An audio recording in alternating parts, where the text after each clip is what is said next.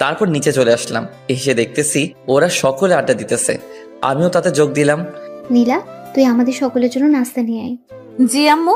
নীলা রান্নাঘরে যাওয়ার পর হঠাৎ আন্টি, অভ্র, আমরা সবাই তোমার নামে যা যা শুনেছি তা কি সত্যি? দেখলাম আম্মু আর আঙ্কেল ও হাসতেছে। আমি তো, কি যে বলেন না আন্টি।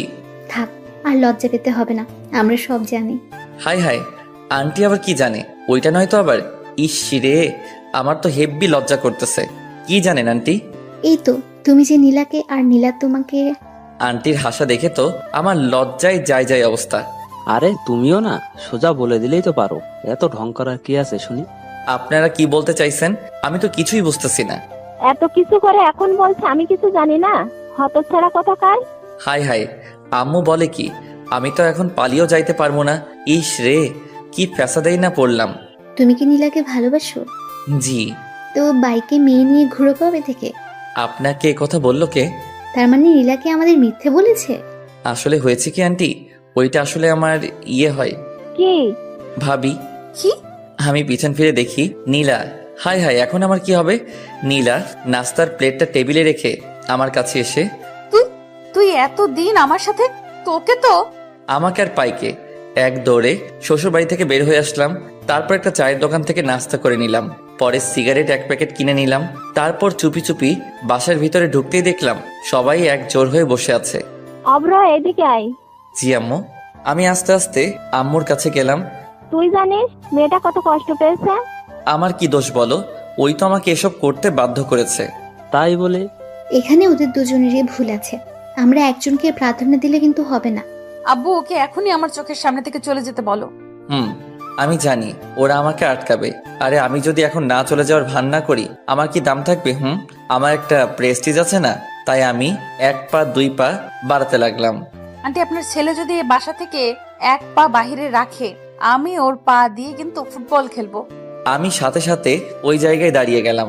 শালা সবার প্রতি আমার কম বেশ বিশ্বাস আছে, কিন্তু ওই পুলিশিনীর উপরে নাই। তুই গিয়ে টেবিলে বস, আমি নাস্তা নিয়ে আসছি। আমি বাহির থেকে খেয়ে আসছি। আমার লাঠিটা যেন কোথায় রাখছি। আমি সোজা টেবিলে গিয়ে বসলাম। আমার এমন কাণ্ড থেকে ওনারা সবাই হেসে দিল। তারপর নাস্তা করে উপরে চলে আসলাম। আমি গেস্ট রুমে শুয়ে আছি। তোমাকে নিচে রাখছে? আমি শোয়া থেকে উঠে দেখি নীলা দরজার কাছে দাঁড়িয়ে। যাও, আমি আসছি। তাড়াতাড়ি আসো। একটু পর আমি নিচে নামতেই দেখলাম নীলা আম্মুর পাশে বসে আছে, আর সবাই যেন কি বিষয় নিয়ে কথা বলতেছে। এখানে এসে বসো। জি। তারপর আমি নীলার পাশে বসলাম। আমি নীলার দিকে তাকাতেই দেখলাম নীলা মিটি মিটি হাসছে। অভ্র, আমরা সবাই মিলে একটা ডিসিশন নিয়েছি। কি? আমরা আগামীকালই তোমার আর নীলার বিয়েটা সেরে ফেলতে চাইছি। বিয়ের কথা বলতেই নীলার মুখটা লজ্জায় ভরে গেছিল। আমি একটা কথা বলতে চাই। কি? বিয়েটা আর কিছুদিন পর করলে হয় না? কিন্তু অব্র, তোমার সাথে আমার কথা আছে। এই বলেই নীলা উপরে চলে গেল, আর আমি ভয়ে ভয়ে উপরে যাচ্ছি, আর বাকিরা মিটি মিটি হাসছে। আমি নীলার রুমে যেতেই নীলা দরজাটা বন্ধ করে একদম আমার কাছে এসে, একটু আগে কি যেন বললি? নীলা আমার শার্টের কলার ধরে। আসলে আমি চাইছিলাম।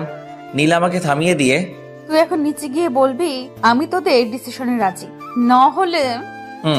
নীলা আমার শার্টের কলার ছেড়ে আমার কপালে আদর করে। এই তো আমার লক্ষ্মী বাবু। এই, আমি বাবু না, আমি অভ্র। আসছে আমার অব্র বাবু। নীলা এই বলেই একগাল হেসে দিল, আর আমি ওর মায়াবী মুখখানি দেখছি। এই, এমন করে কি দেখছো? পরি দেখি। এখানে পড়ি কোথায়? এই তো আমার সামনে দাঁড়িয়ে। যা। আমিও ঠোঁটের দিকে ইশারা করে, এই শুনো না, আমার না একটা ইয়ে লাগবে। নীলা লজ্জায় চুপ হয়ে যাবে, আর আমিও কম কিসে। আমি কি হ্যাঁ ভেবে নিব? নীলা লজ্জায় চুপ হয়ে দাঁড়িয়ে আছে। বুঝছি বালিকারও সম্মতি আছে। তারপর নীলাকে দেয়ালের সাথে চেপে ধরে তার ঠোঁটগুলো দখল করে নিলাম। একটু পর ওকে ছেড়ে দিতেই ও দৌড়ে নিচে চলে গেল, আর আমি মুখটা মুছে নিচে চলে আসলাম। আমি রাজি। মানে? আপনাদের সকলের ডিসিশনে আমি রাজি। আমি এ কথা বলতেই সকলে একগাল হেসে দিল। আমার মেয়ে যা, তাতে তুমি রাজি না হয়ে পারতে বাবা অব্র? সেটাই তো। সন্ধ্যায় ছাদে দাঁড়িয়ে আছি, হঠাৎ আঙ্কেল আমার কাছে এসে, অব্র, ওইটা এনেছো? আপনি হলেন আমার হবু শ্বশুর আব্বা, আমি আপনার কথা কি ফেলতে পারি? আমি সিগারেটের প্যাকেটটা ওনার হাতে দিয়ে, দেখতে হবে না আমি কে? সিগারেট খোর। আমি এ কথা বলেই দৌড়ে নিচে চলে আসলাম। কিরে, এভাবে দৌড়ে আসলি যে?